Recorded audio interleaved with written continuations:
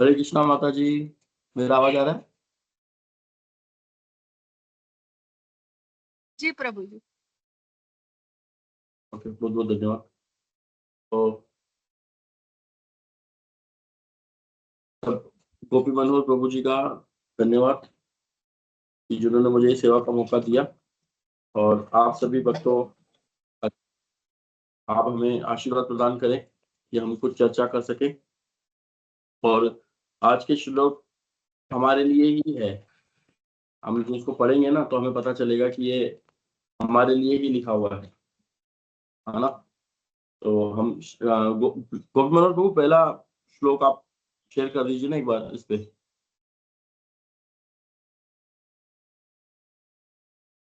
ओम नमो भगवते वासुदेवाय, ओम नमो भगवते वासुदेवाय, ओम नमो भगवते वासुदेवाय।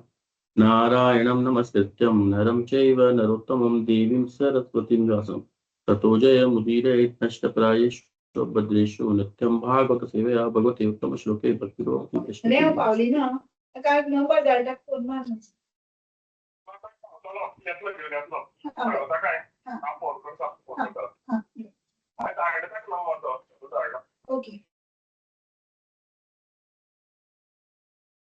पूज्यश्वरी माता जी, आप हम क्या शेयर कर सकते हैं श्लोक? मैं कर रहा हूँ प्रभु, 2 मिनट मैं कर रहा हूँ। ठीक ठीक। 9 नंबर श्लोक प्रभु जी, है ना?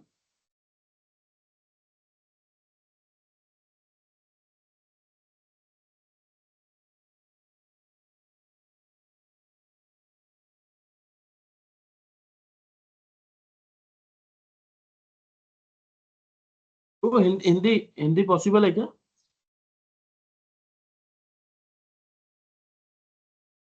नहीं प्रभु, हिंदी नहीं है मेरे पास। तो आप मेरे को एक बार वो कीजिए, मैं एक बार अपने उसमें से करता हूँ ना। आप मेरे को एक ओके बार ओके पोस्ट बना दीजिए,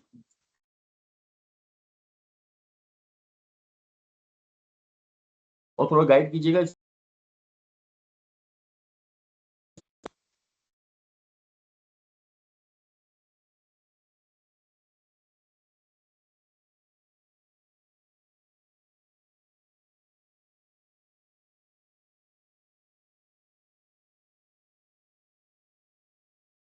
प्रभु जी आप कर सकते हैं, देखो।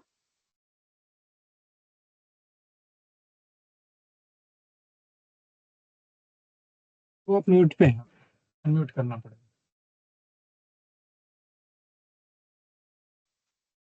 एक सेकंड ना, मैं करता हूँ ना। ओके, शेयर स्क्रीन करना रहेगा ना प्रभु? यस प्रभु, शेयर स्क्रीन।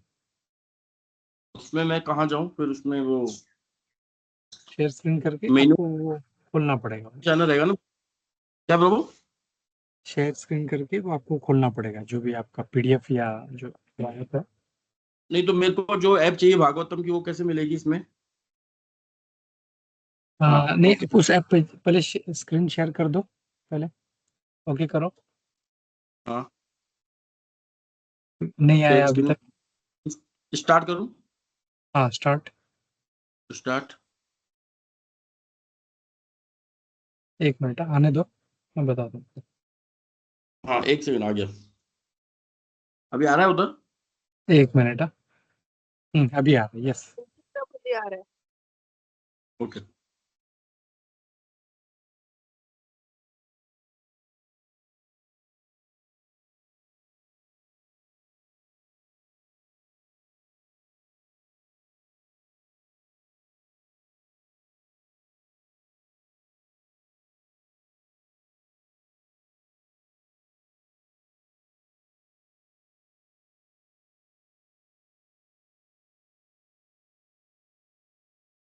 प्रभु दिख रहा है जो मैंने श्लोक चलाना चाह रहा हूँ? यस यस प्रभु, ये ओके। तो ये जो आज का श्लोक है, ये बहुत ही इंपॉर्टेंट है, और हम गृहस्थों के लिए ही है ना। और इससे हमें बहुत कुछ चीजें सीखने को मिलेंगी। तो देखो, अभी हम इस श्लोक को पढ़ते हैं ना।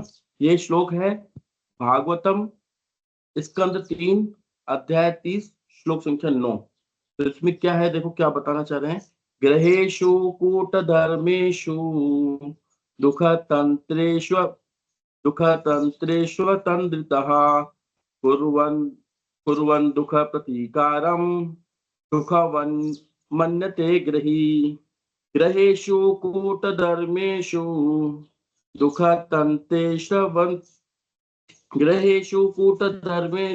दुःखतन्त्रेषु अतन्द्रितः कुर्वन् दुःख प्रतीकारं सुखवन् मन्यते ग्रही। आसक्त गृहस्थ कूटनीति तथा राजनीति से पूर्ण अपने परिवार के जीवन में रहा होकर अपने सारे दुखों के फल को झेलने के लिए कर्म करता है। यदि वह इन दुखों को सफलतापूर्वक झेल लेता है तो वह अपने को सुखी मानता है। तो आप में से अगर कोई भक्त हो जो तात्पर्य पढ़ सके, जिनकी हिंदी अच्छी हो, जिनको हिंदी पढ़ना आता हो, तो आप इस श्रीधर जी का संग कर सकते हैं। वाणी पर इसके तात्पर्य पढ़ के कोई भी ऐसा भक्त हो जिन्हें पढ़ना अच्छा लगता हो, पढ़ हरे सकते हैं। कृष्णा प्रभु जी, दंडवत प्रणाम। दंडवत प्रणाम माता जी, थैंक यू। दंडवत प्रणाम।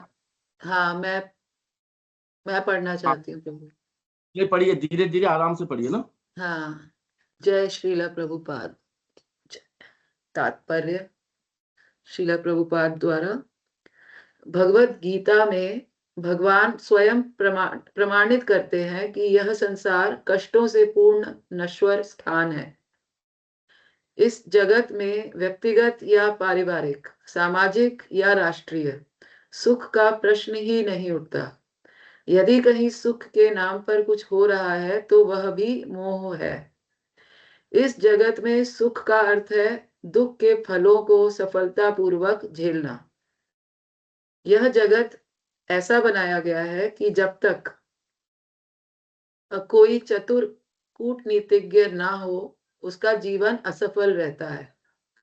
मानव समाज की बात छोड़ दें, निम्न पशुओं, पक्षियों तथा मधुमक्खियों का समाज तक भोजन, शयन तथा संभोग की शारीरिक आवश्यकताएं चतुराई से पूरी कर लेता है।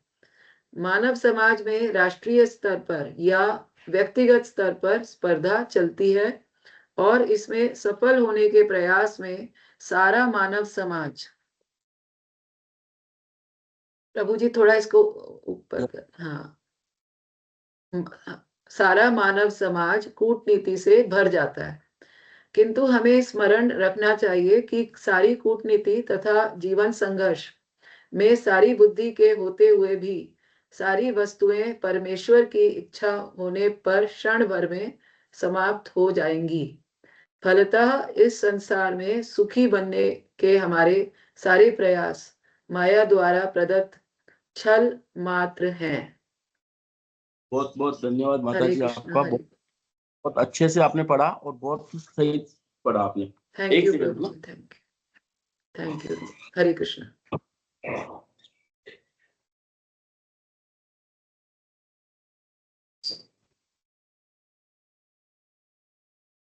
ओम अज्ञानतिमिरान्धस्य ज्ञानाञ्जनाशलाकया चक्षुरुन्मीलितं येन तस्मै श्री गुरुवे नमः। तो अभी हमारा इस श्लोक पे चर्चा करते हैं। तो इस श्लोक में जो श्रीधर जी बताते हैं कि ये जगत दुखालयम और अशाश्वतम है। तो हम ये कई बार पढ़ चुके हैं कि दुखालयम और अशाश्वतम। तो ये ठीक वैसे ही है।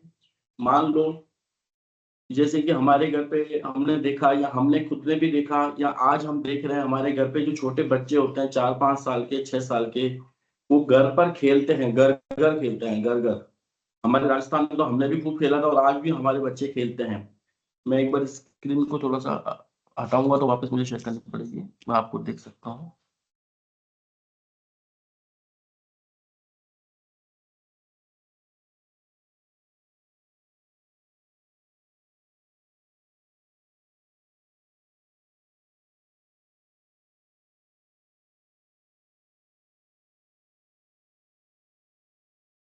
हाँ, तो हम यहाँ पर जब छोटे थे तो हम घर खेला करते थे। और अगर आप में भी कोई ऐसा बचपन हो, किसी को याद हो या जो घर पे खेला हो, गुड्डे गुड़ियों के साथ खेला हो, जिसमें पड़ोसी के 2-4 बच्चे आ गए, फिर हम गुड्डे-गुड़ियों की शादी कराते थे, है ना? और फिर उनको हम ले जाते थे और फिर हम कोई मम्मी बन जाता था, कोई पापा बन जाता था, है ना? कोई दोस्त बन जाता था और इतने में हमारे घर के शाम हम दिन में खेलते रहते थे स्कूल से आने के बाद, फिर घर में इतने में परिवार वाले में से कोई आ जाता था, अ, पापा या कोई आ जाता था, तुमने अभी तक पढ़ाई नहीं की और सारा वो हमारा जितना भी जाम झमेला था ना सबको हटा देते थे, हटा इनको सबको, है ना? तो ठीक वैसा ही है। ये जब हम यहाँ पर जो ये जो बड़ी-बड़ी हम स्कीमें करते हैं, घर को सुधारने का, घर को बनाने का, है ना? और ये कार्य करने का, वो कार्य करने का, इसमें तनिक भी भगवान की मर्ज़ी नहीं है ना? लेकिन अगर हम देखें कि अगर अपने घर पर वो बच्चा जो पढ़ाई कर रहा हो तो पिताजी आएँगे भी तो शांति से रहेंगे, नहीं इसको डिस्टर्ब मत करो, ये पढ़ रहा है। या मानो कि वो अब उसके ऑफिस में उसके साथ में कुछ बिज़नेस में अगर वो बच्चा उसका कार्य निभा रहा है या मम्मी की घर पे हेल्प कर रहा है, तो माता जो घर से जो रात को शाम के टाइम में बड़ा होके पिता आता है, तो वो बल्कि उसको एप्रिशिएट करेगा, ना कि उसको भगाएगा घर से, है ना? क्योंकि वो अपने माता-पिता की हेल्प कर रहा है, ठीक है ना? तो वैसे ही अगर हम कृष्ण भावना भावित इस संसार में अगर नहीं है और हम अपनी दुनियादारी चला रहे हैं, जैसा कि यहाँ पे बता रखा है ना, आसक्त ग्रह से कूटनीति तथा राजनीति से पूर्ण अपने जीवन में रहा आता है। अगर हमने कृष्ण भावनामृत से हमारा कोई मतलब नहीं है ना? हम इस्कॉन से जुड़े हुए नहीं हैं, है ना? तो भगवान की जो यहाँ पे जो शक्ति है, जो लोगों को मारना है, खत्म करना है, जो भगवान की ये शक्ति चलती रहती है संहार करने की, तो इसमें वो हमको सीरियस नहीं लेंगे कि इनका बहुत बड़ा कुछ काम चल रहा है। उनका तो कार्य यही है कि लोगों को जन्म देना और खत्म करना, है ना? लेकिन अगर हम कृष्ण भावना भावित हैं, तो हमारे जीवन में सुधार या हमारे जीवन की आयु या हमारे जीवन की बीमारी की अवस्था इसको भगवान सही करते हैं क्योंकि उनको पता है कि ये बिल्कुल मेरे कहने पर जो मतलब मेरा जो उद्देश्य है, उस उद्देश्य में मेरी मदद कर रहा है। तो भगवान का उद्देश्य यही है कि इस संसार को भगवत भावना भावित कृष्ण भावना भावित बनाना और वही चैतन्य महाप्रभु ने किया, वही शिला प्रभुपाद ने किया और वही हमारे गुरुदेव पूजन कर रहे हैं। तो हमको उनका हिस्सा बनना है। लेकिन यहाँ पर क्या बताया गया है? ये गृहस्थ का बताया गया है। तो यहाँ पे गृहस्थ में जो बताया गया है, यहाँ पर पशु-पक्षियों के भी उदाहरण दिया गया है। तो अब देखना, अब देखो, समझने की बात है कि वह निद्रा, मैथुन, आहार, इस संसार का जो काम वासना युक्त जो जीवन है, वो 4 चीज़ों पे टिका हुआ है। क्या है? एक तो व्यय, निद्रा, मैथुन और आहार। और जो मनुष्य केवल इन 4 चीज़ों के पीछे भाग रहा है, क्या? व्यय, निद्रा, मैथुन और आहार। व्यय का मतलब क्या है? कि मैं अपने आप को किसी भी तरीके से संसार में सेफ रख सकूँ, कोई मेरे ऊपर आक्रमण ना हो। और ये केवल व्यक्तिगत जीवन नहीं, सांसारिक जो पूरे राष्ट्रीय लेवल पे ये चीज़ चल रही है। हर देश अपने आप को सुरक्षित रखना चाहता है, ठीक है ना? और हर मानव समाज अपने आप को सुरक्षित रखना चाहता है। हर व्यक्ति अपने आप को सुरक्षित रखना चाहता है। हर समाज एक छोटा-छोटा टुकड़ा अपना लेके चल रहा है। राजपूत समाज अपना लेके चल रहा है कि मेरा राजपूत समाज कहीं जाए नहीं। सिंधी समाज अपना टुकड़ा लेके चल रहा है कि हमारा सिंधी समाज कहीं लुप्त ना हो जाए। एक देश अपना लेके चल रहा है कि मेरा देश कहीं लुप्त ना हो जाए। वैसे ही ये पूरे राष्ट्रीय लेवल पे प्रतिस्पर्धा चलती रहती है। क्या? ये भय बना हुआ है, सबके अंदर भय बना हुआ है। और भय क्या बताते हैं शास्त्रों में? भविष्य की चिंता। भय और कुछ नहीं है, केवल भविष्य की चिंता है। और शोक भूतकाल में किया गया। जो भूतकाल में हमने कर दिया उसको बोलते हैं शोक। जब हम शोक चिंता करें, गोल्ड इतना महँगा हो गया, काश मैं पहले ले लेता, तो गोल्ड की कुछ मेरा दाम बढ़ जाता। और हम ये केवल मानसिक कल्पना में केवल विचार करते रहते हैं, काश ये प्रॉपर्टी हम ले लेते, हमारा भी घर यहाँ हो जाता। जो चीज़ नहीं हो चुकी होती है, उसके बारे में हम विचार करते रहते हैं और शोक-मग्न होते रहते हैं। और ऐसी शोक-मग्न में कोई व्यक्ति भक्ति नहीं कर सकता, कोई व्यक्ति हरिनाम नहीं ले सकता। अगर उसका हृदय अंदर से शोक में जल रहा है, वो व्यक्ति नहीं कर रहा। और मोह वर्तमान का होता है और भविष्य की भय लगा रहता है, भविष्य की चिंता लगी रहती है, भय बना रहता है, क्या होगा आगे जाकर के। तो ऐसी स्थिति में व्यक्ति भक्ति नहीं कर सकता। भय, निद्रा, एक सोना।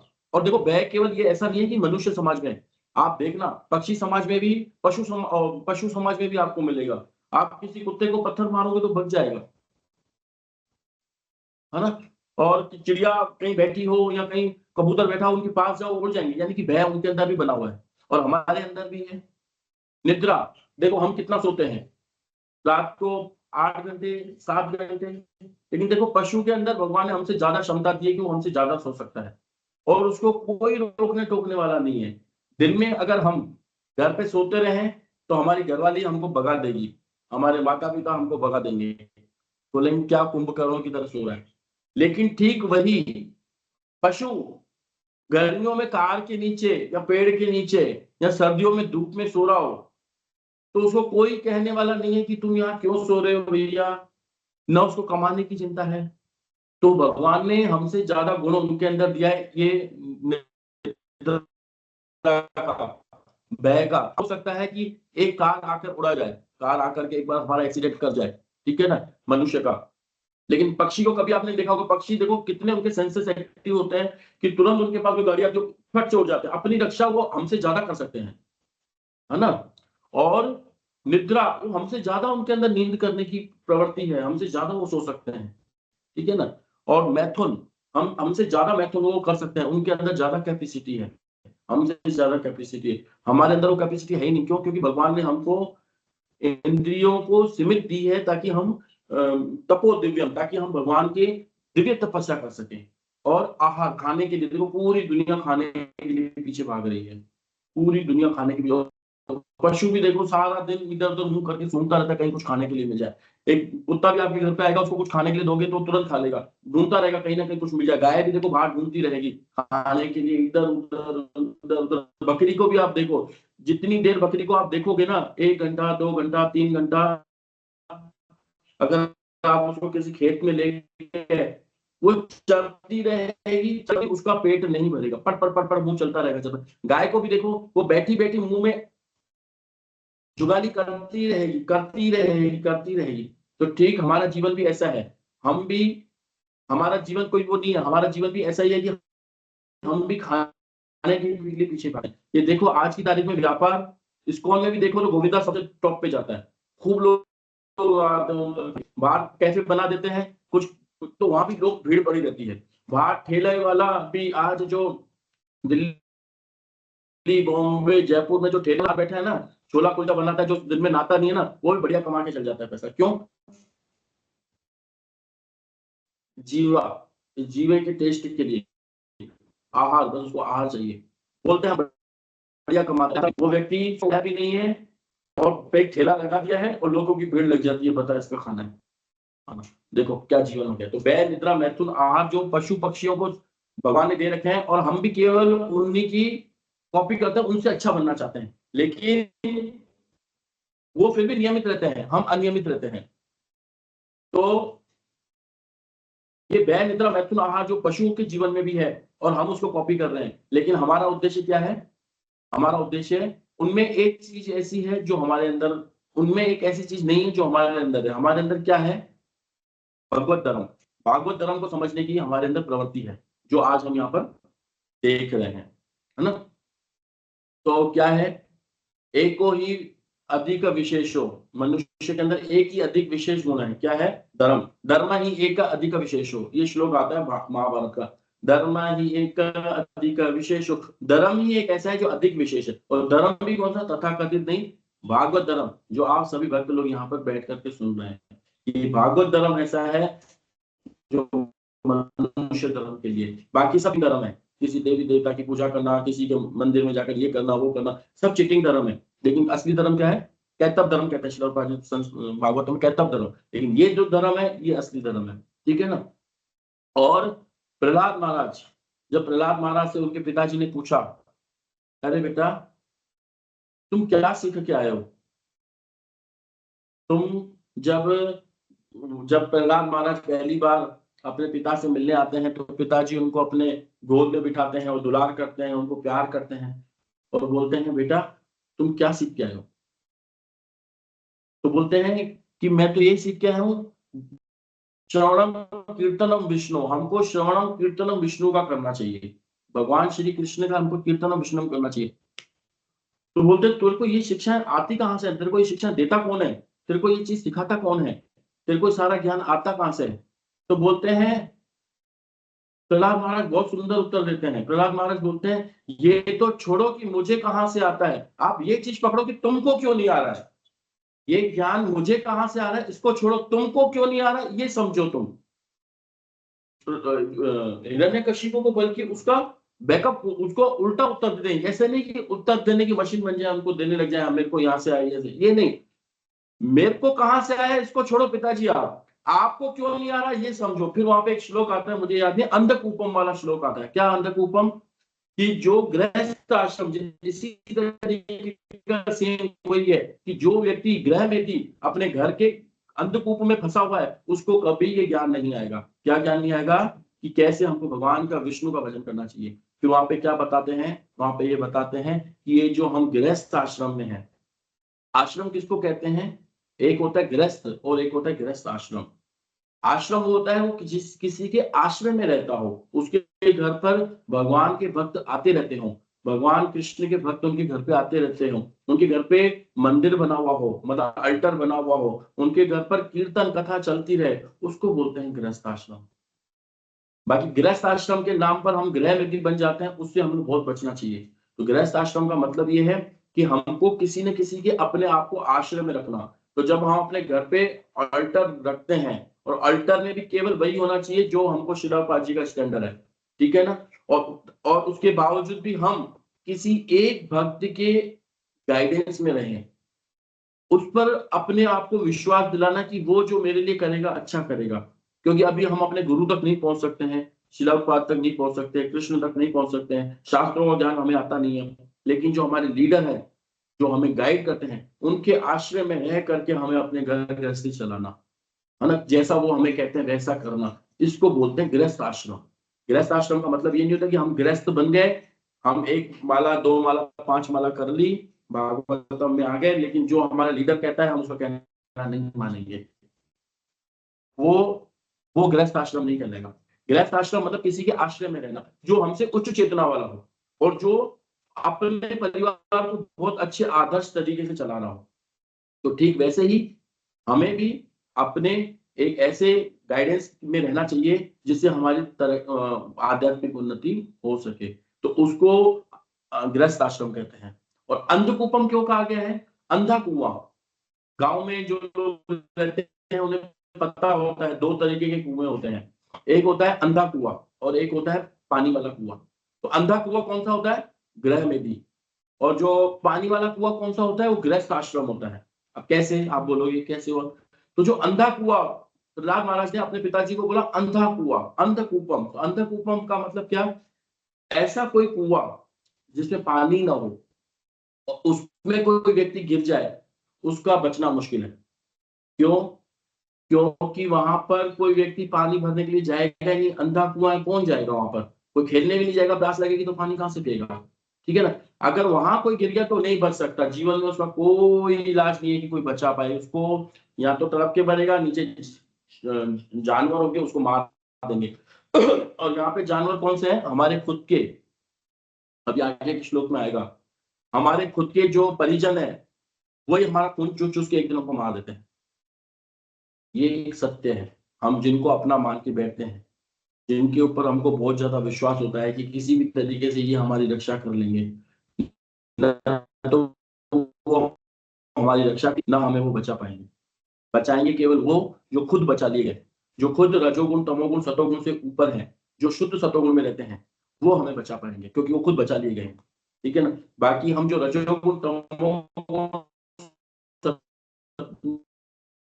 में फंसे हुए हैं, उन पर हम जो अपना विश्वास करते हैं कि हमें किसी भी तरह, तो ये एक इग्नोरेंस है, हमको समझना रहेगा। और पानी वाला कुआं कैसा? पानी वाला कुआं वो जो किसी के गाइडेंस में रहे, किसी के आश्रय में रहे। क्यों? अगर वो किसी के आश्रय में रहेगा, किसी गाइडेंस में, तो किसी के कभी कोई सीनियर डिवोटी आए तो वो अपने जो आश्रित लोगों को मौका देगा, आज यहाँ से ये सीनियर भक्त आ रहे हैं, आप अपने घर पे इनको इनवाइट करो, 1-2 लोगों को और बुलाओ, 4 लोगों को मिल जाता हूँ, अपने घर पे कीर्तन करेंगे, उनके लिए कुकिंग करेंगे, उनके लिए प्रसाद करेंगे। जब वो हमारे घर पे आएंगे और हमारे घर के ऑल्टर को देखेंगे तो हम उसको देखने से हमारे घर के जो विग्रह हैं या जो पिक्चर्स है वो बहुत ज्यादा प्रफुल्लित हो जाएंगे। हमारे करने से वो प्रफुल्लित नहीं होंगे। जब कोई सीनियर भक्त या कोई सीनियर महाराज हमारे घर पे आते हैं और जब वो विग्रह उनको देखते हैं और वो उनको देखते हैं तो हमारा घर प्रसन्न हो जाता है और हमारे जीवन से तुरंत ही रजोगुण तमोगुण जाता रहता है और हम हाई लेवल पे आते हैं। ये तभी होगा जब हम एक निष्ठ होकर के किसी एक गाइडेंस में हम रहेंगे। ठीक है ना। तो ये यहाँ पर ये क्या गया है, तो जो पानी वाला कुआं कौन सा है, उसमें कोई ना कोई तो आएगा, कभी ना कभी तो आएगा पानी भरने के लिए और वो हमको बचा लिया जाएगा। और संत कितनी देर के लिए आते हैं, शुभदेव गोस्वामी बताते हैं कि जितनी देर में गाय दुही जाती है ना, गाय दुहने में कोई 15 मिनट 20 मिनट आधा घंटा लगता होगा, इससे ज्यादा नहीं लगता। तो एक महाराज या एक संतु कुछ किसी घर पे उतनी देर के लिए आते हैं जितनी देर के लिए एक गाय दुही जाती है और उतनी देर में ही वो हमारा कल्याण कर जाते हैं, हमारा रजोगुण तमोगुण को पूरा अच्छा खत्म कर देते हैं। ठीक है ना। तो अभी हम दूसरे श्लोक पर चलते हैं। आज प्रभु जी ने मुझे 2 श्लोकों की सेवा दी है।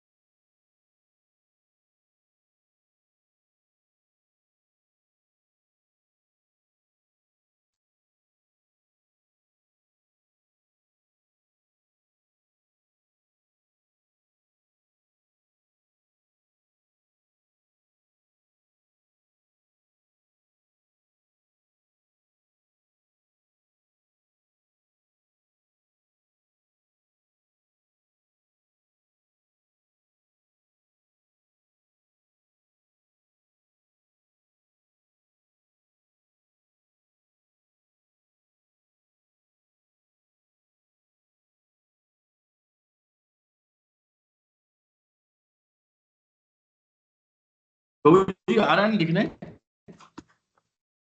अब मैं आपको नहीं यस देख पा प्रभु रहा यस हूँ। श्लोक है?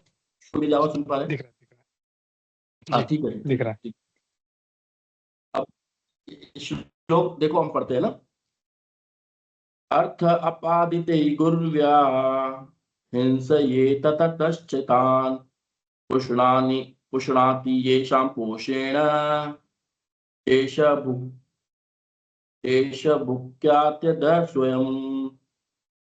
वह इधर उधर हिंसा करके धन प्राप्त करता है और यद्यपि वह इसे अपने परिवार के भरण पोषण में लगाता है किंतु स्वयं इस प्रकार से हरिदे भोजन का अल्पांश ही ग्रहण करता है।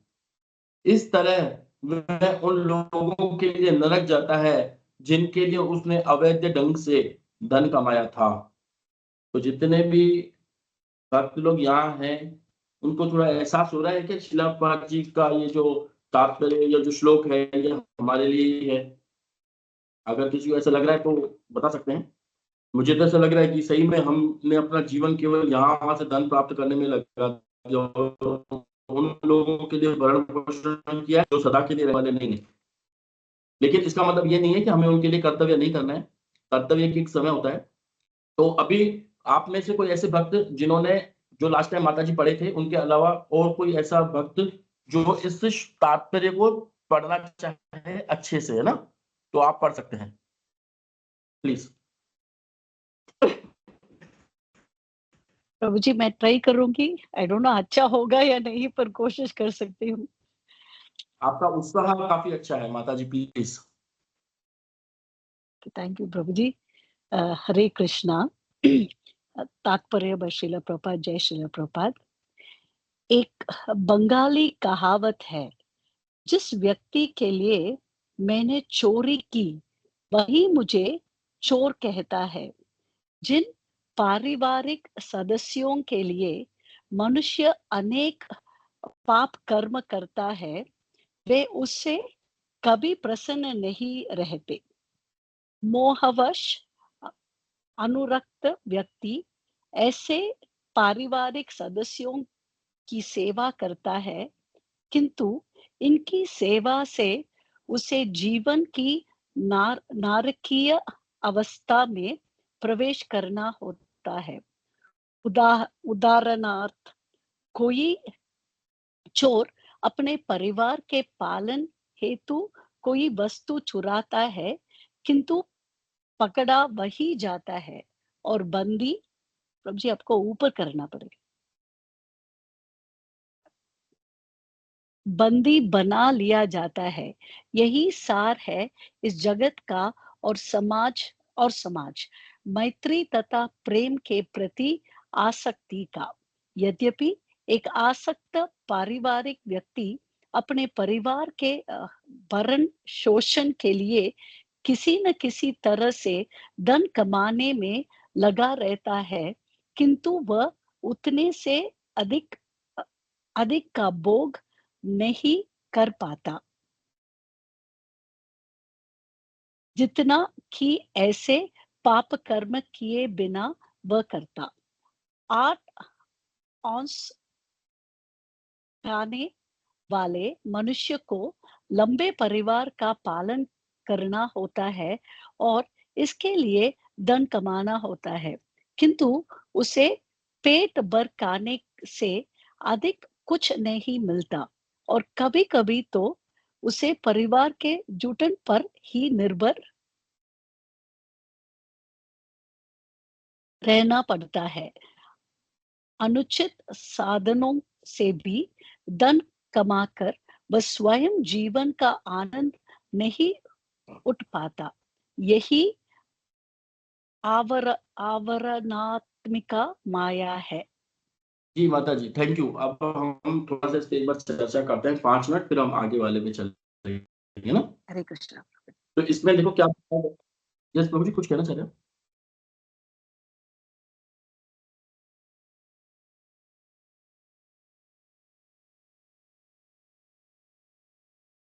तो अब इस पे क्या देखो बताया गया है कि कैसे व्यक्ति धन करे। हमारा जो कृष्ण भावना भागवत का पहला सिद्धांत क्या है? पहला सिद्धांत, हम ये शरीर नहीं है, हम ये आत्मा है। अगर इसके उल्टा इस संसार का क्या नियम है कि आप ये शरीर हो और इस शरीर का उद्देश्य इस पृथ्वी पर जितनी भी भौतिक वस्तुएं है उस पर अपना प्रभुत्व जताना। तो सबसे पहले वो क्या करता है कि अपने घर वाले जो अपने पारिवारिक जो बच्चे हैं, अपनी पत्नी है, उनको अपना मानना, जबकि वो अगर अपने होते तो हमारे साथ जीवन भर तक चलते। जीवन भर का मतलब लाखों करोड़ों साल, अरबों सालों तक हमारे साथ चलते। लेकिन ऐसा नहीं होता है, वो बीच में ही उनको अपनी यात्रा समाप्त करनी होती है। लेकिन वो जो इग्नोरेंस व्यक्ति है वो इस चीज को नहीं समझ सकता, क्योंकि वो ये समझता है कि ये जो शरीर है पंच तत्वों का बना हुआ, पृथ्वी जल अग्नि आयु आकाश का, ये मैं हूँ और ये जितने भी भोग हैं ये मेरे हैं। मैंने आज इतना कमा लिया है, कल इतना और कमा लूंगा। आज मेरे पास इतना पैसा है, कल मेरे पास इतना और हो जाएगा। अहम ईश्वर अहम भोगी, उसके मन में ये भाव आ जाता है। क्या? अहम ईश्वर, मैं ही ईश्वर हूँ, मैं ही भोगी हूँ, ये मेरे बच्चे हैं, इनको प्रसन्न करना ही मेरा कर्तव्य है। और वो ऐसे करके बहुत सारा धन इकट्ठा करता है, कहीं झूठ बोलता है, कहीं कुछ डाके डालता है, कहीं कुछ करता है और इस तरीके से वो अपने परिवार को खुश करने के लिए लगा रहता है। और एक दिन वो अपना, उसको पता नहीं कि मेरा बहुमूल्य समय खत्म होता जा रहा है और एक दिन वो बूढ़ा हो जाता है और अपने जो घर वाले होते हैं जिनके लिए उसने खूब सारा धन कमाया होता है, उनके लिए उसको उसके आश्रय में आ जाना पड़ता है। फिर उसको उसी के पैसों से भी कुछ नहीं मिलता है। उसके लिए उसके बेटे इलाज भी नहीं करा पाते बराबर। क्या मतलब इस बूढ़े का इलाज कराने से? क्या मतलब बूढ़े का खा पी तो वैसे ना चलता फिरता तो है नहीं और इलाज कराएंगे तो ठीक हो जाएगा। इससे अच्छा इसको इसके हाल पे छोड़ दो। इवन आस पड़ोस वाले भी ये बोल के जाएंगे, अब देखो इसकी उम्र हो गई है, इसको अस्पतालों में मत भटकाओ, यहाँ वहां मत ले जाओ, इसका कुछ भी नहीं, इसको अपने हाल पे छोड़ दो। कोई उसके लिए नहीं होगा, कोई कुछ नहीं होगा। सब लोग उसको आते जाते देख करके केवल उसके लिए अफसोस कर सकेंगे, ना कि उसको उस जन्म मृत्यु के चक्कर से छुड़ा सकेंगे। कोई ऐसा नहीं कर पाएगा। ठीक है ना? तो ठीक आपने एक बार नहीं कम से कम भी 100 बार ये कहानी सुनी होगी। हमने महर्षि वाल्मीकि की कहानी सुनते हैं। महर्षि वाल्मीकि में क्या था, पहले वो डाकू था, चोर था, आते जाते को लूट लेता था और क्या करते थे, अपना धन अपने अपने परिवार का पालन पोषण करता था। तो ये तो भला हो नारद मुनि जी का। और नारद मुनि जी की एक बहुत बड़ी खासियत है क्या, कि वो जिनके जीवन में जाते हैं उनको भक्त बना देते हैं। वो शुद्ध भक्त है। हमारे शिला प्रभुपाद जी ने भी जिनके जीवन में और जिन्होंने उनका कहना माना, दो यहाँ पर बातें आ रही हैं कि नारद मुनि का जिन्होंने कहना माना ना, वो भक्त बन गए, और शिला प्रभुपाद जी का जिन्होंने कहना माना वो भक्त बन गए। आज जो हम जीबीसी का कहना मान के पालन करते हैं तो हम भी भक्त बन जाते हैं। तो आज भी वो सेम प्रोसेस है, आज भी गुरु परंपरा है, आज भी नारद मुनि वाली परंपरा है, हम नारद मुनि की परंपरा में ही आते हैं। तो हमारा उद्देश्य बस यही है कि हमको किसी के गाइडेंस में रहना है, यही हमारे लिए गुरु का कहना मानना है। जो इस्कॉन से जुड़े हुए हैं, इस्कॉन के लीडर हैं, हमारे सीनियर हैं, उनके आश्रय में रहना, किसी एक के में, और अपने जीवन को चलाना। सुनना सबका है लेकिन मानना किसी एक व्यक्ति का है जिनके आश्रय में हम हैं, ठीक है ना, और सम्मान सबका करना है। तो इसी तरीके से हम देखते हैं कि नारद मुनि जिनके जीवन में गए वो सभी भक्त बन गए। तो अभी देखो इनका महर्षि वाल्मीकि जी का जीवन बदलने वाला है। उनको एक दिन नारद मुनि को पकड़ लिया महर्षि वाल्मीकि जी ने। महर्षि वाल्मीकि ने बोला मैं आज तुमको लूटूंगा। तो नारद मुनि जी ने बोला क्यों लूट रहे हो तुम मुझे? बोले मेरा काम यही है, मेरे घर का भरण पोषण मुझे करना है, उनको मैं खाना तभी खिलाता हूँ जब मैं आप लोगों को लूटता हूँ। यहाँ से कई राहगीर लूटते हैं, जाते हैं, मैं उनका धन वन सब ले लेता हूँ और अपने बच्चों को खुश कर देता हूँ, अपने परिवार को खुश कर देता हूँ, मेरी घरवाली को खुश कर देता हूँ। मेरी घरवाली को मैं जब जाके इतना सारा सामान देता हूँ तो वो मुझे बोलती है थैंक यू, और उसको थैंक यू सुनने के लिए ही तो मैं सब कुछ करता हूँ। उसका, मेरी घरवाली का थैंक यू सुनने के लिए तो मैं सब कुछ करता हूँ। बस एक बार अगर मैं उसके लिए कोई बड़ी चीज लाके दे दूं और वो मुस्कुरा करके मुझे बोल दे थैंक यू, तो मेरे जीवन का उद्देश्य पूरा हो जाता है। नारद मुनि ने कहा देखो आप ये जो कर रहे हो गलत हो। सरकार को जिस दिन पता चलेगा आपको पुलिस पकड़ के ले जाएगी, आपके ऊपर एफआईआर हो जाएगी, आपको आपके जेल के अंदर ले जाएंगे, तो आपके वही घरवाले आपके साथ वहां रहने के लिए आएंगे क्या? आपको वो आपकी कर्मों की सजा में वो आप देंगे? बोले मेरे घर वाले मुझसे बहुत ज्यादा प्रेम करते हैं, जैसा मैं कहूंगा अगर मुझे पुलिस पकड़ के ले गई, मुझे जेल हो गई, तो मेरे जो घर वाले मेरा साथ देंगे। नारद मुनि बोले आप बहुत भोले हो, आप बहुत सीधे हो। बोले मैं सीधा, मैं तो लोगों को मारता हूँ। बोला हाँ, फिर भी आप बहुत सीधे हो। एक बार जाके अपने घर वालों से पूछो तो सही, उनको बोलो कि मेरे को एफआईआर हो गई है, मेरे को पुलिस पकड़ के ले जा रही है क्योंकि मैंने काफी चोरी की है तुम्हारे लिए, क्या तुम मेरे साथ चलोगे? नारद मुनि बोले, वो वैश्य जी बोलते हैं आप तो बच जाओगे मेरे को धोखा दे करके। नारद मुनि बोले नहीं मैं नहीं भगूंगा। क्या बोले? मैं नहीं भगूंगा, तुम जाओ, मैं जब तक यहाँ पे मेरा जप करता हूँ हरे कृष्णा कृष्णा कृष्णा हरे हरे, हरे राम राम राम हरे हरे का नारद मुनि जप करने लगते हैं। ये अपने घर जाता है, मीटिंग करता है, घर पे बिठाता है सबको राउंड टेबल पर, बीच में टी टेबल होती है। बोलता है कि ऐसी ऐसी बात हो गई, मैंने तो आज तक आपके लिए इतना धन कमाया, ये सारा घर मैंने बनाया, लेकिन आज मेरे को पुलिस पकड़ के ले जा रही है, और जितना भी है आप सबको मेरे साथ चलना पड़ेगा। अगर मेरे को इतनी सजा मिलती है तो टुकड़े टुकड़े में हम अपनी सजा को बांट लेंगे।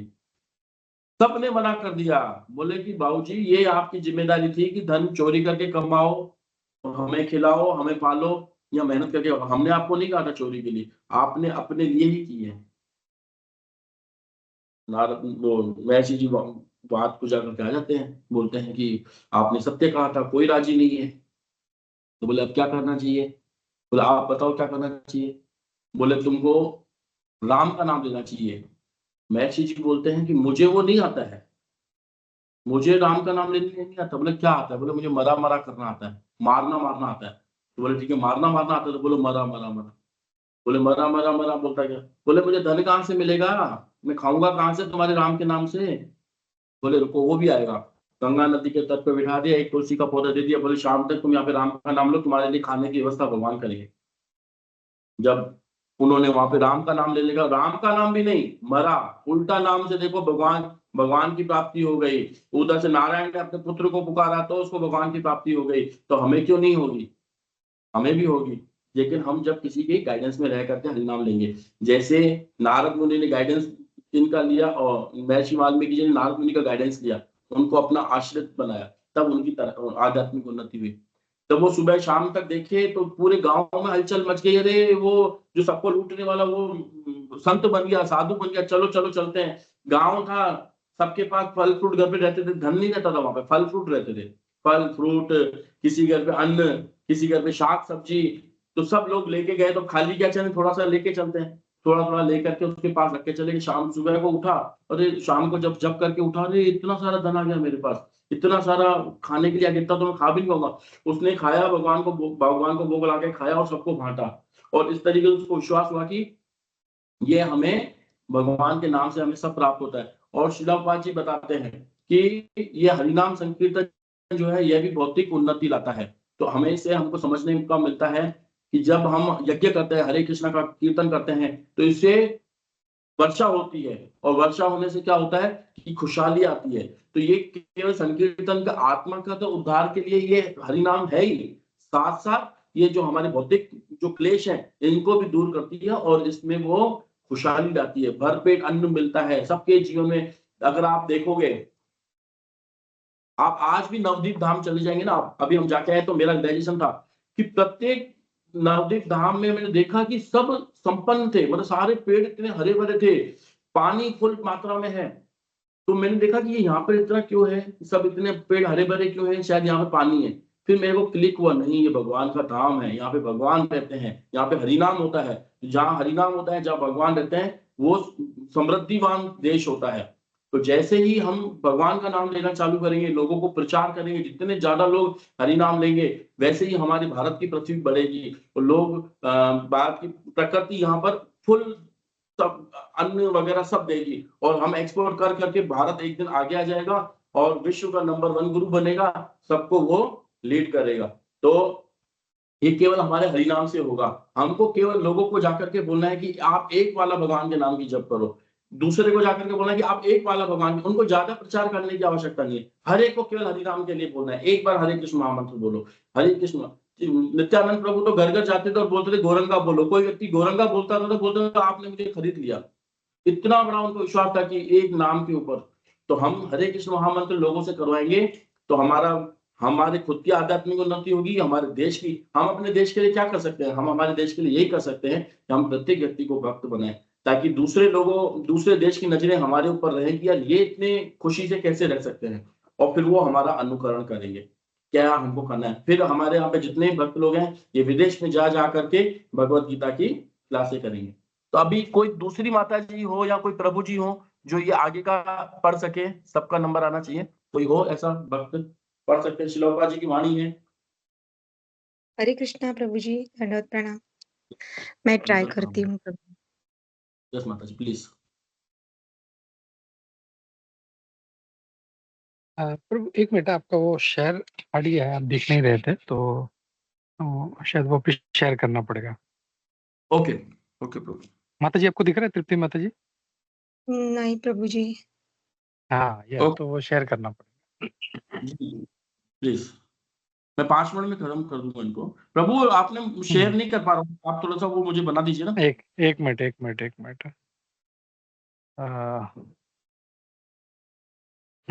अब देखिए। नहीं शेयर नहीं हो पा रहा। अभी आ जाएगा। हाँ अब आ गया। Share screen start.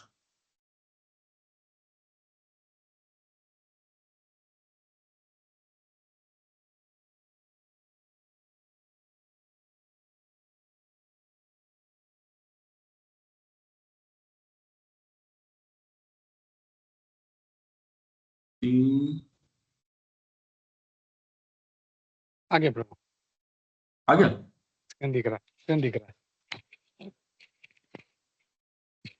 3 30 10 3 30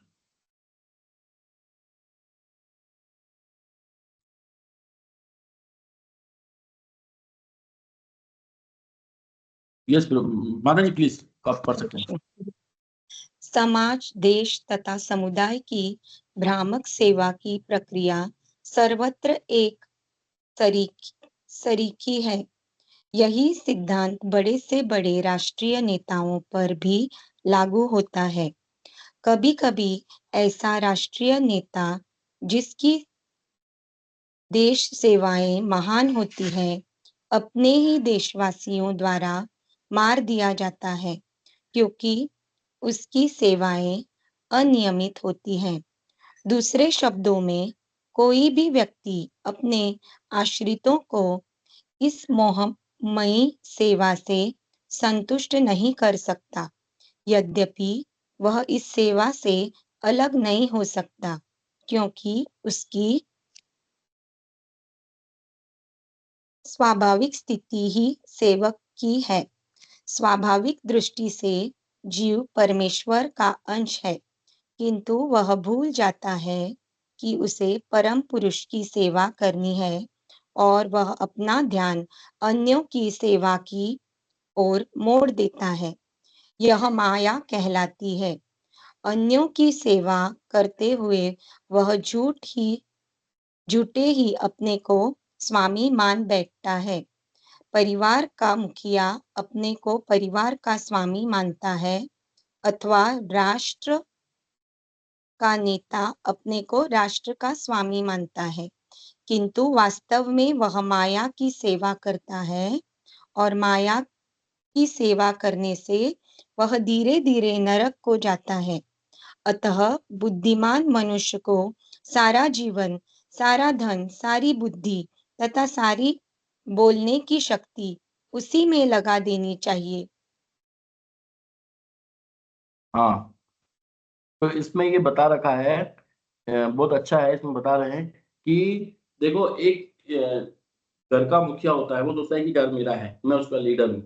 एक समाज का नेता सोचता है कि मैं समाज का, मतलब एक जैसे एक उसको अपन एग्जांपल से समझते हैं कि एक व्यक्ति अगर ऐसा है, आप सभी लोग है ना अपना हाँ या ना बोलना, ठीक है ना। एक व्यक्ति ऐसा है जो अपने घर को नहीं संभालता है, केवल दारू पीता है, बीड़ी फूंकता है और बाहर रहता है। और एक व्यक्ति ऐसा है जो अपने परिवार को संभालता है, अपने परिवार का भरण पोषण करता है। तो दोनों में से कौन से सही है?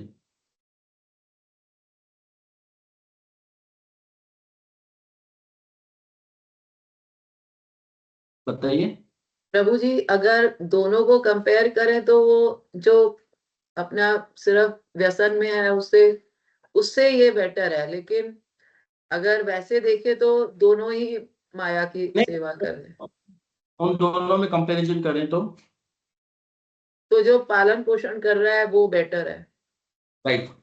और अगर कोई ऐसा व्यक्ति मिले जो एक व्यक्ति ऐसा है जो अपने केवल परिवार का भरण पोषण कर रहा है, और दूसरा व्यक्ति ऐसा है जो अपने परिवार का भरण पोषण के साथ साथ अपने एक समाज का भी भरण पोषण कर रहा है, उसके बारे में भी चिंता करता है, अपने परिवार की चिंता करता है, लेकिन अपने जो समाज है उसकी भी वो चिंता करता है, उसके हक की भी बात करता है, और उनके को भी समय देता है, अपने परिवार को भी समय देता है, उस समाज को भी समय देता है, अपना व्यापार भी करता है। तो दोनों में हमसे किसको ज्यादा बुद्धिमान कहा जाएगा? दोनों में अगर हम कंपेयर करें तो दूसरा वाला प्रभु जी। वाला, राइट। ठीक वैसे ही अगर हम देखें कि एक व्यक्ति केवल अपने परिवार का पालन पोषण कर रहा है, दूसरा व्यक्ति अपने परिवार का कर रहा है, समाज का कर रहा है, और अपने राज्य का भी कर रहा है, तीनों का कर रहा है, अपने समाज को भी देख रहा है, अपने परिवार को भी देख रहा है, और अपने उसको भी देख रहा है, राज्य को भी देख रहा है, तो नेचुरल हम तीसरे वाले को सही कहेंगे, राइट।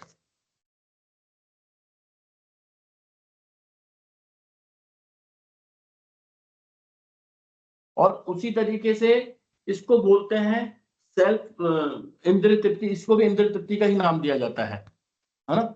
ये सूक्ष्म इंद्रिय तृप्ति होती है। और एक व्यक्ति ऐसा होता है जो अपने परिवार का भरण पोषण कर रहा होता है, अपने समाज का भी कर रहा होता है, राज्य का भी कर रहा होता है, और अपने देश का भी कर रहा होता है।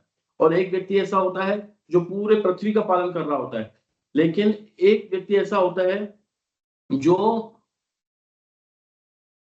अपने ही देश का नहीं, अपने ही पृथ्वी का नहीं, जिन लोगों को उसने देखा भी नहीं है, जो लोग नरक में है, इस वक्त हमने नरक देखा नहीं है, नरक में कई लोग मतलब अपनी यातनाएं भोग रहे हैं, कई लोग ऐसे हैं जो स्वर्ग में एंजॉय कर रहे हैं, उनकी भी वो चिंता करता है, उसको सबसे सर्वश्रेष्ठ कहा जाएगा। तो ऐसे व्यक्ति जो स्वरूप सिद्ध व्यक्ति होते हैं, जिन्हें अपने स्वरूप का पता होता है और अगले जीवात्माओं के स्वरूप का पता होता है कि वो व्यक्ति इस तरीके से इस जगह पर आकर के बैठ गया है जिसका ये स्थान नहीं है, और जहां पे भी इस पूरे त्रिभुवन में, ये पूरे जो 3 भुवन में जितने भी जीवात्मा बैठी हुई है ना, पूरे अपने इस भौतिक जगत में जितने भी बैठी हुई है, वो तीनों ही अपने क्या कहते हैं, सुखी नहीं है, वो उसको इसका ज्ञान रहता है। तो इसी तरीके से यहाँ पर हमें यही चीज बताई गई है इस वाले श्लोक में कि समाज, देश, समुदाय की भ्रामक सेवा एक सरीखी है। ये सिद्धांत बड़े बड़े राष्ट्रीय नेताओं पर भी लागू होता है। कभी कभी ऐसा राष्ट्रीय नेता जिसकी सेवाएं महान होती हैं, अपने ही देशवासियों द्वारा मारा जाता है। हम देखो ना, महात्मा गांधी को मार दिया गया। महात्मा गांधी ने देश को आजाद कराने के लिए कितना किया, एक व्यक्ति आया, उन्होंने उसको मार दिया क्योंकि अनियमित सेवाएं थी, नियमित में था ही नहीं। तो इससे हमको यही पता चलता है कि सर्व समाज को सुखी करने का तरीका यही है कि हमें स्वयं को हरे कृष्णा के कीर्तन में डुबाना होगा। अपने आप को आसक्ति घर से छोड़ करके, अपनी आसक्ति अपने शरीर से छोड़ करके, अपने परिवार से छोड़ के, अपने समाज से छोड़ के, अपने देश से छोड़ के, अपने विश्व से छोड़ करके हमको प्रत्येक जीव के लिए भगवान की प्रसन्नता के लिए, अब चैतन्य महाप्रभु की प्रसन्नता के लिए, इवन शिला प्रभुपाद जी की प्रसन्नता के लिए, हमारे गुरुजनों की प्रसन्नता के लिए, हमारे सीनियरों की प्रसन्नता के लिए, हमें प्रत्येक व्यक्ति को हरे कृष्ण महामंत्र का उच्चारण करने के लिए करना रहेगा। हमें और कुछ नहीं करना है, तो ये हमारा जीवन सफल हो जाएगा। और बाकी अगर हमने ऐसा नहीं किया तो इसमें हमारे, अगर हम ऐसा नहीं कर रहे हैं तो जो ये दोनों श्लोक हैं वो केवल हमारे लिए हैं। गृह में अंधकूपम, कोई नहीं आएगा हमको बचाने के लिए, ठीक है ना। तो यहाँ पे मैं अपनी वाणी को विराम देता हूँ। 2 श्लोक थे इसलिए थोड़ा समय ज्यादा लग गया। और भी किसी के कुछ कमेंट्स हो तो प्लीज आप शेयर कर सकते हैं। हरे कृष्णा। यस माता जी, प्लीज। जय माता जी। हरे कृष्णा प्रभु जी, धन्यवाद, प्रणाम। थैंक यू प्रभु जी, एक्सेलेंट क्लास था। सो मेनी पॉइंट्स, दोनों वर्सेस से आपने इन पर्पॉट से रेफरेंस करके you given so many points. मुझे कुछ टेक अवेज है, I will share that first प्रभु जी। मुझे वो एग्जाम्पल बहुत अच्छा लगा। फर्स्ट एग्जाम्पल आपने जो दिए थे, वो जब बच्चे खेलते हैं ना घर बनाने का खेल, सो उसमें हमारा ट्रू ड्यूटी हम भूल जाते हैं। हम भी ऐसा खेल में फंस गए हैं, पर becoming Krishna conscious is very important, that is a main duty. Then आपने ये भी बताया too much importance giving to eating, sleeping, mating, and वो भागवत धर्म को हम भूल गए हैं। वो प्रहलाद महाराज का भी जो क्वेश्चन अपने पिताजी से पूछा, हिरण्यकशिपु से, that was a very good point. How do you not know this, श्रवणम कीर्तनम एंड विष्णु स्मरणम, बिकॉज डेफिनेटली वो सबका अंदर है। सो दैट इज समथिंग होना चाहिए। एंड देन वो आश्रम का भी अपने गृहस्थ एंड गृहस्थ आश्रम का डिस्टिंक्शन, वो अंधकूपम एंड पानी से भरा हुआ कुआं, उसका डिफरेंस क्या है। So living under the guidance is my take away. Otherwise जानवर जो हमारे होन लोग है इस दुनिया में, जो हम सोचते हैं हमारा जन है, दिस इज माय पीपल, वो लोग ही will be the cause for our downfall. Then आपने वाल्मीकि का स्टोरी से भी ultimately giving हरि नाम to everybody is very important. So उसमें again we all keep thinking हम ये body है, but we are the soul, we are part and parcel of the Lord. ममई वामसो जीव लोके जीव भूत सनातन, वो constantly हमें याद रखना चाहिए। प्रभु जी, just wanted to add this, और नेक्टर ऑफ डिवोशन में भी रूप गोस्वामी क्लियरली ये, आई थिंक वो इंट्रोडक्शन में, आई थिंक प्रीफेस में, ये एक्चुअली एक्सप्लेन्स इन डिटेल ये मेटीरियल वर्ल्ड ये क्या है, चपल सुख एंड भोग त्याग, यानी फ्लिकरिंग हैप्पीनेस एंड कॉन्स्टेंटली और रिनंसिएशन एंजॉयमेंट, रिनंसिएशन एंजॉयमेंट, ऐसा में ही हमारा पूरा जीवन वेस्ट हो जाता है। एंड इनफैक्ट वो ये पॉइंट भी कह रहे हैं कि हमें ह्यूमन नेचर क्या है, किसी को सेवा करना है। इधर हम अपने आप को वी सर्व आवरसेल्व्स, नहीं तो हमारा फैमिली को सर्व करते हैं। But the real point is हमें वाटरिंग द रूट्स करना चाहिए या पेट को खाना देना चाहिए, because which is Krishna consciousness. Because if we go to the root, हम कृष्ण का सेवा कर रहे हैं, देन बाकी सब will automatically be taken care of. And प्रभु जी आपने ये भी बताया, वो again that example was very nice when you compared which one is better, कौन ठीक कर रहा है, एंड अल्टीमेटली वो सब ठीक नहीं कर रहा है, क्योंकि सबका इधर वो भी क्या कहते हैं, एक्सटेंडेड सेंस ग्रेटिफिकेशन है। वो इसम्स में हम जाते हैं, अल्ट्रुइज्म या नेशनलिज्म, वो भी हमारा थोड़ा सेंस ग्रेटिफिकेशन के लिए, जैसे आपने बताया, वो सूक्ष्म या सटल सेंस ग्रेटिफिकेशन के लिए ही हम करते हैं। सो वो भी ठीक नहीं है। हरिनाम ही हमें भी जपना चाहिए, और हरिनाम सबको देना चाहिए। प्रभु जी मेरा एक क्वेश्चन है, वो वाल्मीकि का जीवन में ऐसा पॉसिबल है या ऐसा सिचुएशन है जहां किसी ने दूसरे का वो पाप लिया है, राइट? किसी और ने कुछ पाप किया, भागवत में कुछ ऐसा रेफरेंसेस है, प्रभु जी, just wanted to know, is it even possible? कोई कर्म करता है and इसके वजह से अपना ड्यूटी के लिए वो पाप इनकर करता है, पर इस पाप किसी और ले सकता है, ऐसा है इंस्टेंसेस में भागवतम में। मुझे आई वाज थिंकिंग ययाति का सिचुएशन था, जिसने अपना यूथ को दिया। सेम वे वो नारायण भट्टात्री जिसने नारायणीयम लिखा है, वो गुरुवायूर का पास टाइम है भगवान का, जहां इसका शिष्य ने उसको हेल्थ दिया so that he could complete the नारायणीयम।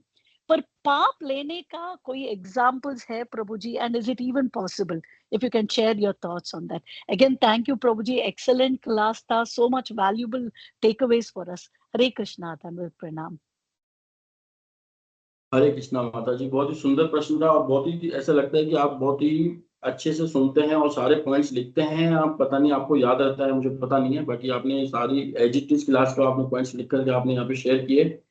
तो प्रत्येक भक्त को, मतलब मैं मेरे लिए कह रहा हूँ कि हमें भी शायद आपकी तरह श्रवण करना चाहिए माता जी। हमें, मैं काफी इंस्पायर होता हूँ आपकी जब क्लास में आप लास्ट में कुछ बोलते हो, तो बहुत ही अच्छा।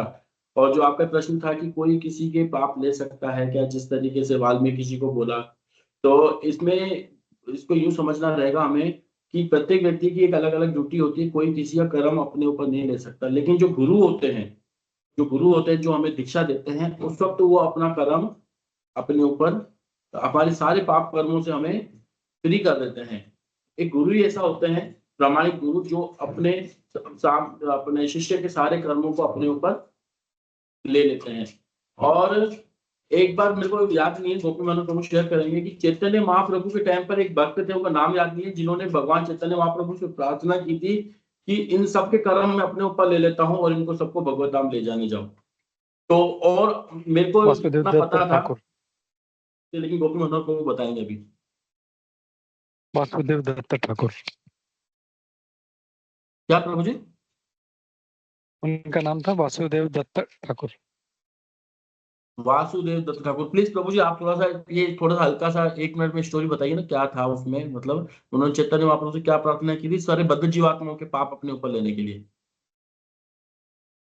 जी जी करेक्ट। तो एक्चुअली एक बार चैतन्य महाप्रभु उनसे मिलने आते हैं तो बहुत दुखी रहते हैं वो, और बहुत परेशान रहते हैं। तो पूछते थे क्या हो गया, तुम इतने क्यों त्रस्त हो, इतने दुखी क्यों? तो वो बोलते हैं कि मैं इन सारे जीवों को देख रहा हूँ, कितना पाप में रत है, और इतना पाप करते जा रहे हैं, इतना पाप।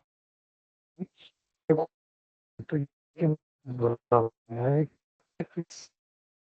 सड़ते रहेंगे। तो मेरा इच्छा है कि जितना भी इनका जो भी रिएक्शन है, पाप है, वो आप मुझे दे दो। इवन ये सारा जो ब्रह्मांड है, इसमें जो भी जीव हैं, उनका आप सारा जो पाप है मुझे दे दो।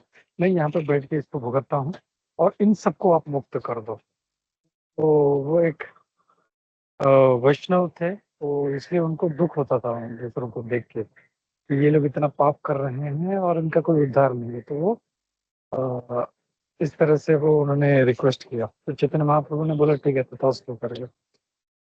और शॉर्ट में मैं बोल देता हूँ, बहुत अच्छा ये लीला है भगवान का, चैतन्य महाप्रभु का।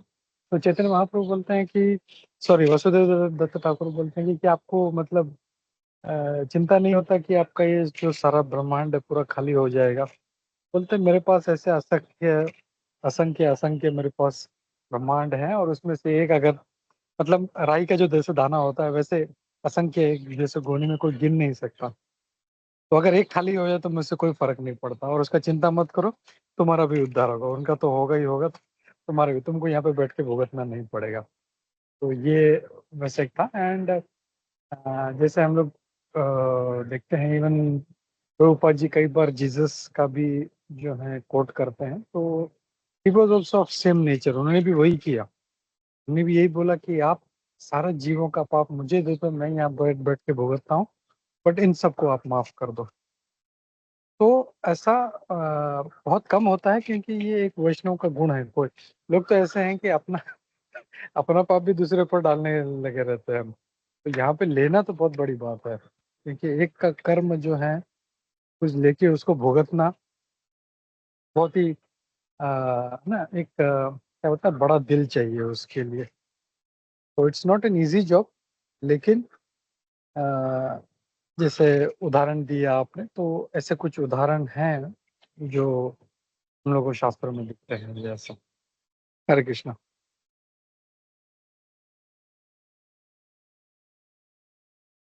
एक बार वो जगाई और थैंक यू, मदाई का जब इतने थैंक उनके यू प्रभु पाप जी। कर्म किए हुए थे, मैंने एक बार मैंने ये जगाई मदाई का उद्धार में मैंने अभी सुना था रिसेंटली कि जब जगाई और मदाई का उद्धार किया था, उनके इतने पाप किए हुए थे, इतने पाप किए हुए थे, किसी के इतने पाप नहीं किए होंगे। लेकिन जब चैतन्य महाप्रभु ने उनका पाप अपने ऊपर लिया, तो बताते हैं, मैंने सुना था कि कुछ समय के लिए चैतन्य महाप्रभु का जो चेहरा काला पड़ गया, लेकिन तुरंत वो वापस सही हो गए। लेकिन इतने पाप किए थे, इतने पाप जब उन्होंने अपने ऊपर लिए, तो कौन अपने ऊपर पाप ले सकता है? जो खुद पाप करता नहीं हो, तीनों गुणों से ऊपर हो, और वो हमारा भला चाहता हो, वही व्यक्ति हमारा पाप ले सकता है। आज भी हमारे गुरु हमारे पाप ले रहे हैं, हम जाने अनजाने में हमसे अपराध हो जाते हैं, पाप हो जाते हैं। वो आज भी गुरु हमारे उनकी शारीरिक स्थिति को देख के लगता है कि कितने पाप वो ले रहे हैं। तो इस तरीके से ये बिल्कुल सही, अच्छा प्रश्न था माता जी आपका। करेक्ट कुंजेश्वरी माता करेक्ट।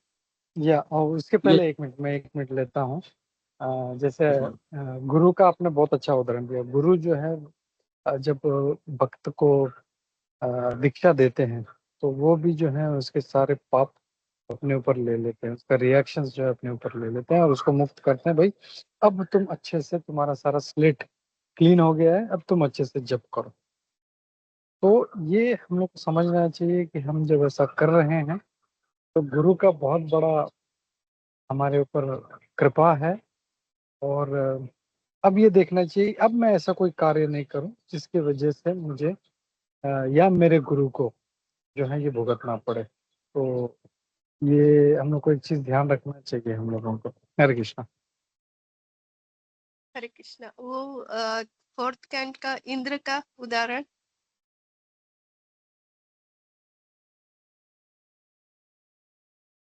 क्या माता जी, हरि समझा बोल। नहीं। आपने ही पढ़ा था ना वो, हाँ करेक्ट इंद्र। Correct correct. उसमें भी है, फोर्थ कैंटो में है। इंद्र ने जब विश्वरूप जो थे, नहीं विश्व क्या नाम था उनका मेरे को याद नहीं, लेकिन विश्वरूप ही था, जो 3 सर वाले थे, उनका वध कर दिया। क्योंकि वो आ, हम्म, पिता की तरफ से ऋषि थे, उनके पिता ऋषि थे और माता दैत्य थे। तो जब इंद्र ने उनको यज्ञ करने के लिए कहा, तो वो देवताओं के लिए यज्ञ कर रहे थे और धीरे से चुपके से फिर वो दैत्यों के लिए भी वो आहुति दे रहे थे। तो पहले तो किसी ने नोटिस नहीं किया, फिर इंद्र ने देखा अरे ये कुछ गड़बड़ है ये इसमें। और जब वो देखते हैं तो ये तो मतलब दोनों के लिए, मतलब देवताओं के लिए करना चाहिए, तो ये तो दैत्यों के लिए भी कर रहा है। तो तुरंत गुस्सा होता है, लेके सर उसका काट देते हैं, तट से इमीडिएटली उसका।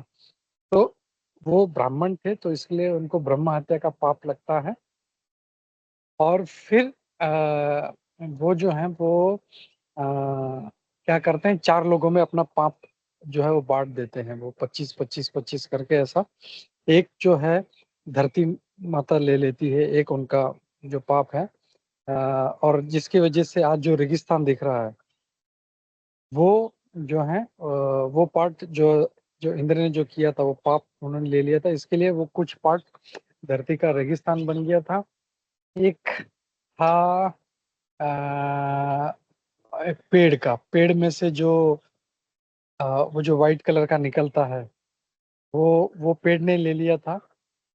और एक स्त्री का है, स्त्री को जो पीरियड्स आते हैं, that is because of that. और एक है, मेरे को याद नहीं आ रहा, लेकिन इंद्र ने उनको पानी के आशीर्वाद भी बुलबुले, दिया था। पानी पानी, के हाँ, बुलबुले। पानी पे जो बुलबुले आते हैं वो उस पाप का रिएक्शन है वो। लेकिन चारों को उन्होंने आशीर्वाद भी दिया। कुछ मेरे को अभी वो इतना याद नहीं आ रहा है, बट वेरी नाइस रेफरेंस। हाँ, तो यहाँ पे भी हम लोग देख सकते हैं कि जो पाप है, वो पाप करना ऐसे दे सकते, या कोई लेना चाहे तो ले सकता है, बट जनरली कोई करता नहीं। मैं थोड़ा इसमें ऐड करना चाहता हूँ, जैसे हम लोग हीलर हैं, तो हीलर हम लोग जो है जब काम करते हैं तो उसके कर्म चेंज करते हैं। तो कुछ लोग ऐसे मिल जाते हैं, वो बोलते हैं कि भाई हम लक्ष्मी नहीं देंगे, तो उनको पहले ही बोलना पड़ता है, भाई मैं तुम्हारे कर्म ठीक कर रहा हूँ, अगर तुम एनर्जी एक्सचेंज नहीं करोगे तो तुम्हारे कर्म मुझे भुगतने पड़ेंगे। तो मैं तुम्हारे कर्म भुगतने के लिए नहीं बैठा हूँ, तुमको ठीक करने के लिए बैठा हूँ। अगर ठीक होना है तो लक्ष्मी देना पड़ेगा। तो इवन आई डोंट टेक, मैं मतलब मुझे पता है, क्योंकि मतलब मैं अपने ही कर्म जो है, या हर कोई जो है अपना अपना कर्म भुगत रहा है, ऊपर से किसी और का कर्म लेना, ये कोई मतलब साधारण चीज नहीं है ये। वो उसने कर्म किए हैं, तो हम लोग ये सोचते हैं अरे उसने कर्म किए हैं, पाप किए हैं, तो वो भुगते, तो मैं क्यों भुगतूं। तो ये भी एक जस्ट शेयर करना था। Hare Krishna. Even one thing more प्रभु जी, मैंने सुना है कि जो राजा होता है, जो देश का राजा होता है, उसको भी अपनी प्रजा का 30% या एवरेज 30-32% कुछ अपने ऊपर लेना रहता है, अपनी प्रजा का जो पाप किया हुआ होता है। इसीलिए राजा यस, अपने यस, प्रजा को करेक्ट, हमेशा लगाता है। वो बाय करेक्ट, डिफॉल्ट ये करेक्ट, वो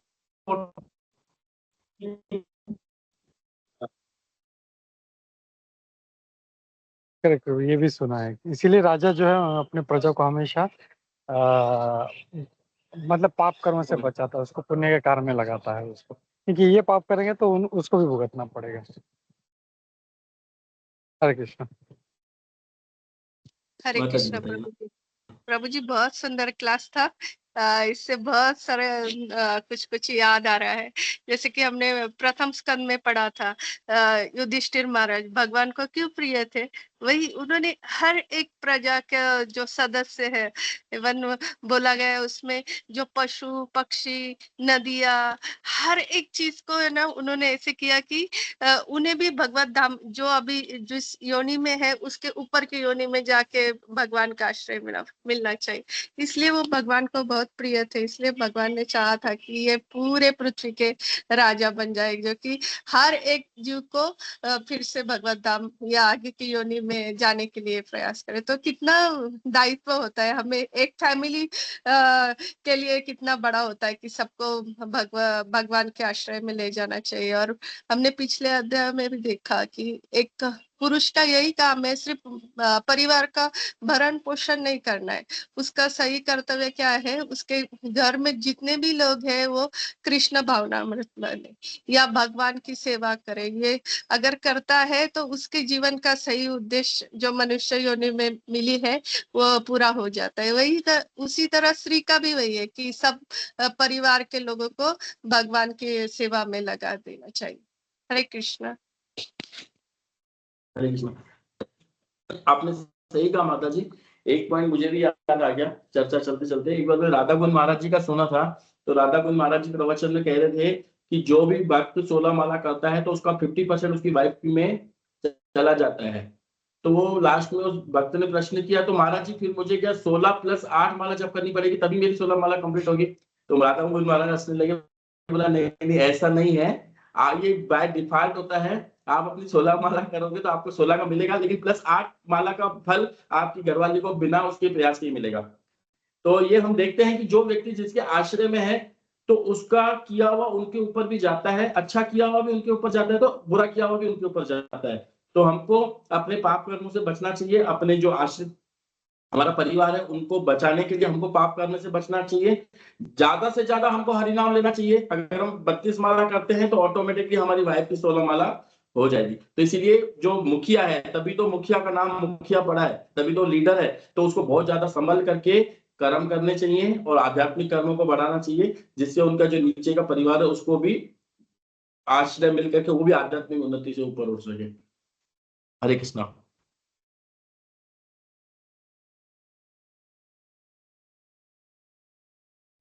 या हरे कृष्ण प्रभु, धन्यवाद प्रभु। इंटरेस्टिंग सेशन रहा, काफी प्रश्न उठे, काफी पॉइंट्स निकले, तो थैंक यू फॉर दैट। और किसी का कोई कमेंट नहीं है तो हम लोग रुकते हैं। एक रिक्वेस्ट करूँ, अगर आप कहे तो। बोलिए प्रभु जी। या मैं चाहता हूँ कि अगली बार जो भी माता जी या प्रभु जी प्रश्न पूछे ना, तो अपना वो कैमरा 2 मिनट के लिए ऑन कर दें। एटलीस्ट जैसे वैजयी माता जी को कभी मैंने दर्शन नहीं किए, है ना? और भी कई सारे इधर भक्त लोग आते हैं, उनके कभी दर्शन नहीं हुए मुझे। कई बार आपके भी नहीं होते हैं दर्शन। तो जहाँ संभव हो सके, हो सकता है कोई क्लास में हो, ऑफिस में हो, नहीं हो सके, लेकिन जहाँ तक हो सके तो इंटरेक्शन थोड़ा ज़्यादा बनेगा। मेरा ये मतलब एक सुझाव है, बाकी आपको जैसा भी सही लगे तो प्लीज़। हरे कृष्णा। मैं तो प्रभु जी को ऐसे ऑफिस में रहता हूँ, इसलिए मैं कैमरा ऑन नहीं करता। लेकिन जनरली यही है कि मैंने कहा है सबसे कि तो कैमरा ऑन रखना है, लेकिन कभी कभी क्या होता है, कोई ऑफिस है, जैसे सूरज माता प्रभु ऑफिस के लिए जा रहे होते हैं, माता जी लोग कुछ प्रसाद बना रखे हैं, तो कभी कभी पॉसिबल नहीं होता, बट कोशिश या हम लोग प्रभु जी का रिक्वेस्ट ले सकते हैं, अगर इफ पॉसिबल अगर ऑन कर सकते हैं तो जरूर ऑन करना चाहिए हम लोगों को। वो वो प्रश्न पूछे या कुछ 1-2 मिनट के लिए, बाकी नहीं, बाकी सब चलेगा। तो आज जी प्रभु, तैयार होके बैठ जाएंगे। जरूर। अभी तो तैयार नहीं है, ऐसे ही बैठे हैं, तो जो भी प्रश्न पूछेगा वो तैयार होके भी प्रभु जी ऐसे ही घर में बैठे हुए हैं ना।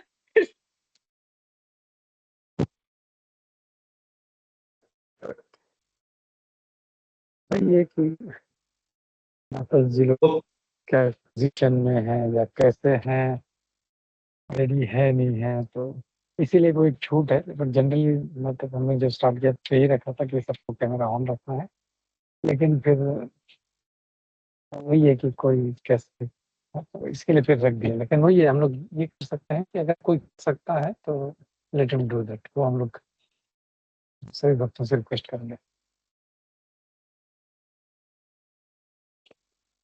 और प्रभु जी, मैं पूछ रहा था, जैसे वैजयी माता जी हैं, इनकी कुछ दीक्षा विक्षा का आप प्रोसेस आपके अंडर में है, तो आप उनको कुछ गुरु के प्रति माता जी का कुछ है कुछ अभी तक? कोई बहुत इंटेलिजेंट है माता जी, इनको दीक्षा का। माता जी वेट कर रही हैं किसी चीज के लिए, थोड़ा सा घर में भी उनके इश्यूज है, so she is waiting for that.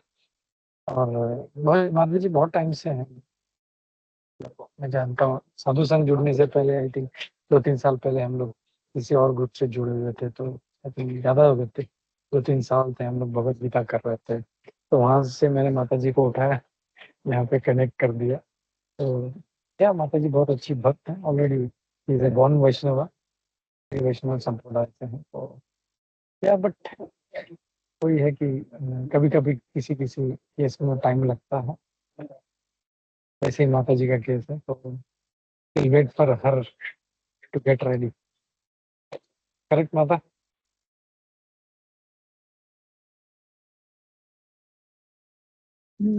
Yes, Prabhuji, need all everybody's prayers and blessings for that to happen soon. Hare Krishna. हरे कृष्णा।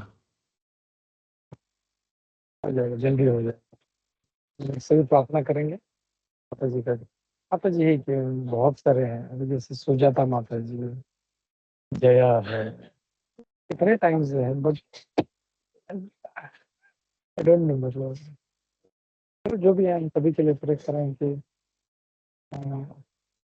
सभी का जल्दी हो। हरे कृष्णा। ठीक है, तो हम लोग रुके हैं यहाँ पे, ठीक, तो हम लोग रुकते हैं और आगे बढ़ते हैं नरसिंह मार्ग की तरफ। हरे कृष्ण।